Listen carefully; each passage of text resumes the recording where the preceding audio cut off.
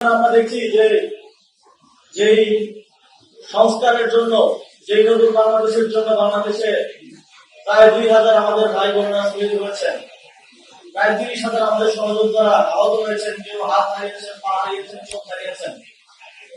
নতুন সরকার এসে তারা শপথ গ্রহণের আগেই সংবিধান সংস্কার পরিষদের শপথ না নিয়ে এই ত্যাগ, এই চেষ্টাকে, এই গণতন্ত্র পুনরুদ্ধারের চেষ্টাকে, নতুন বাংলাদেশ করার চেষ্টাকে বৃদ্ধাঙ্গুলি দেখিয়েছে। আমরা তাদের প্রতি আহ্বান জানাতে চাই, অধিবেশনের আগে এখনো সময় আছে।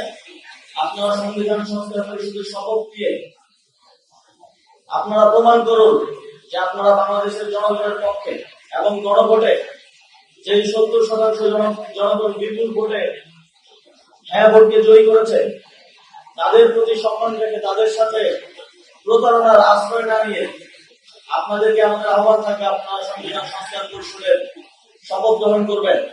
আপনারা জানেন আগামী 12ই মার্চ সংসদ অধিবেশন অনুষ্ঠিত হতে যাচ্ছে। সেখানে জাতীয় নাগরিক পার্টির সংসদ সদস্যরাও থাকবেন। সেখানে বাংলাদেশের বিগত ত্রয়োদশ জাতীয় সংসদ নির্বাচনে নির্বাচিত 300 জন সংসদ সদস্য অংশগ্রহণ করবেন। যে যেই দলেরই হোক, আমরা জানি এই সংসদ সদস্যদের অধিকাংশই জুলাই গণঅভ্যুত্থানে রাজপথে ছিলেন, নানাভাবে সহযোগিতা করেছেন। আপনাদের প্রতি আমাদের আহ্বান থাকবে, এই সংসদকে যদি আপনারা অপবিত্র হতে না দিতে চান, আপনারা যদি এই সংসদ অধিবেশন শেখ হাসিনার ফ্যাসিবাদের এক্সটেনশন হিসেবে শুরু না করতে চান, তাহলে অবশ্যই প্রথম অধিবেশনে শেখ হাসিনার উচ্ছিষ্ট, যাকে সংবিধানের দোহাই দিয়ে, যাকে দেশে অস্থিতিশীলতার দোহাই দিয়ে বিগত সময় অপসারণ করতে দেওয়া হয়নি, সেই রাষ্ট্রপতিকে অভিশংসন করতে হবে। আমাদের জাতীয় নাগরিক পার্টির সংসদ সদস্যরা এই বিষয়ে সরব থাকবেন, এবং আমাদের আহ্বান থাকবে দলমত নির্বিশেষে সকল দলের সংসদ সদস্যদের এই বিষয়ে সরব থাকা উচিত। এবং এই গণহত্যার সময় তিনি নিশ্চুপ ছিলেন, তিনি মনোসম্মতি সম্মতি দিয়ে গেছেন। গণঅভ্যুত্থানের পরবর্তী সময়েও তিনি নানা ধরনের ষড়যন্ত্রে লিপ্ত ছিলেন।